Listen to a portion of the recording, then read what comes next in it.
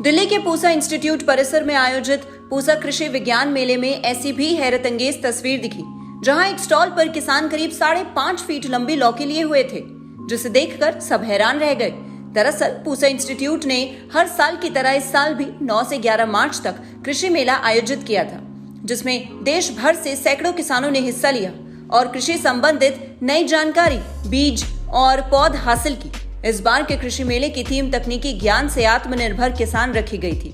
तभी तो राष्ट्रपति से नारी शक्ति सम्मान प्राप्त हरियाणा और छत्तीसगढ़ की महिलाओं ने अपने अनुभव साझा किए और बताया कि कैसे किसान तकनीक की मदद से अपनी आय न सिर्फ दुगना कर सकते हैं बल्कि 3 गुना तक बढ़ा सकते हैं।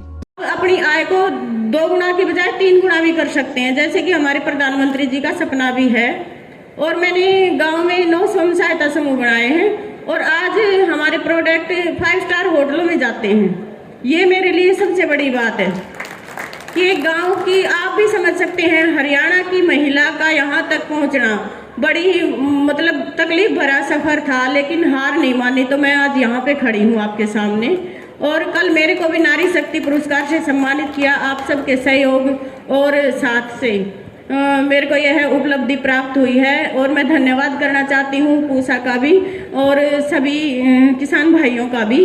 अपने घर में जो भी महिलाएं हैं, आप उनको सपोर्ट करें, उनकी थोड़ी आगे बढ़ने में मदद करें। हर महिला के अंदर एक टैलेंट होता है, जो हुनर उनका छुपा हुआ है उसको बाहर निकालें। मैं ज़्यादा कुछ नहीं करती कि मैं 5 स्टार में जो बिस्किट जाते हैं वो बाजरा के बिस्किट होते हैं, ज्वार के बिस्किट, चना बिस्किट, रागी और जैसे बाजरे की खिचड़ी जो हमारे घर में बनती है, वो ही हम पैकेट में पैक करके 5 स्टार होटलों में और मॉलों में और बड़ी दुकानों में, अभी 31 नंबर स्टॉल मेरा यहाँ पे लगा है, आप देख भी सकते हो। मैं श्रीमती मधुलिका रामटेके छत्तीसगढ़ से हूँ, राजनांदगांव जिले से। और सबसे पहला काम हमारा 2001 में शुरू हुआ था महिला स्व सहायता समूह बनाने से, जिसमें 10-12 सदस्य महिलाएं। पहले महीने में ही उनकी बचत और जो संगठन की ताकत है वो समझ में आ गया था कि ये दोनों ताकत मिल जाए तो एक महाताकत में बदल सकती है। और धीरे धीरे समूह बना के एक आर्थिक स्थिति को मजबूत किए और उसके बाद धीरे से काम शुरू किए। और कम पड़ता था तो बैंक से लिंकेज लिए और उस काम को देखते हुए फिर उस स्व सहायता समूह की महिलाओं को एक समिति में गठन किए, सहकारी समिति में, जिसमें 3 सहकारी समिति और एक कंपनी है, जिस सभी महिलाओं को है और महिलाएं नेतृत्व कर रहे हैं हम लोग सभी लोग। और ये काम समितियों में डेयरी है, कृषि को लेके है और अभी सर जैसे जैविक खाद की बात कर रहे हैं, वो 2017 में जैविक के ऊपर काम कर रहे हैं।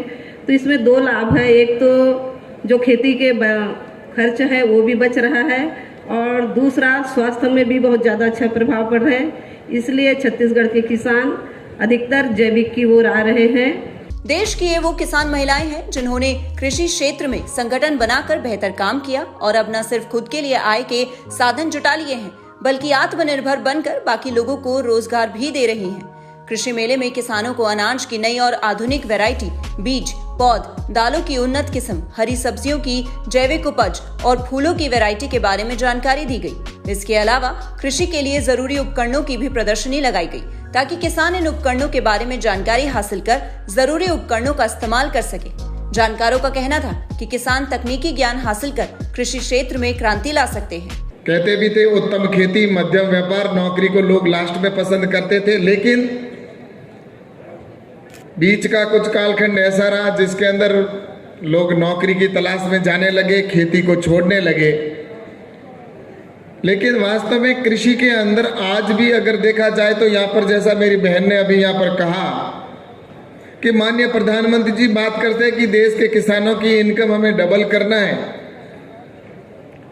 लेकिन डबल ही नहीं, मेरी बहन ने कहा मैं डबल नहीं 3 गुना और 4 गुना भी फसल की इनकम मैंने की है और अपने परिश्रम से की है। और ऐसे कई किसान यहाँ पर बैठे हैं जिन्होंने इसको अनुभव भी किया है, लेकिन उसके लिए काम करना पड़ेगा, मेहनत करनी पड़ेगी और हमारे जो नई नई टेक्नोलॉजी है उसका हम उपयोग करें। हमारे रिसर्च के द्वारा, जो नए साइंटिस्टों के द्वारा जो बीज तैयार किए जाते हैं, उन बीजों का अगर हम उपयोग करेंगे तो हमें निश्चित रूप से उत्पादन में भी वृद्धि होगी और हम आगे बढ़ पाएंगे।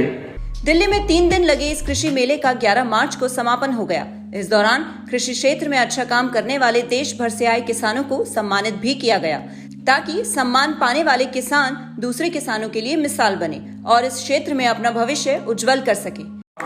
मस्तक ऊंचा किया है। श्री जगदीश रेड्डी यानामला जी ग्राम दंगू वारीपली जिला चित्तूर आंध्र प्रदेश के उन्नतशील किसान हैं। इन्होंने गन्ने की फसल का संवर्धन एवं उत्पादन, हरी खाद, सौर फेंसिंग, वर्षा गन तथा जैविक उत्पादन जैसी उन्नत तकनीकों को अपनाकर अद्वितीय योगदान दिया है और आज इनको अद्यता पुरस्कार से पूसा संस्थान सम्मानित कर गौरवान्वित महसूस कर रहा है।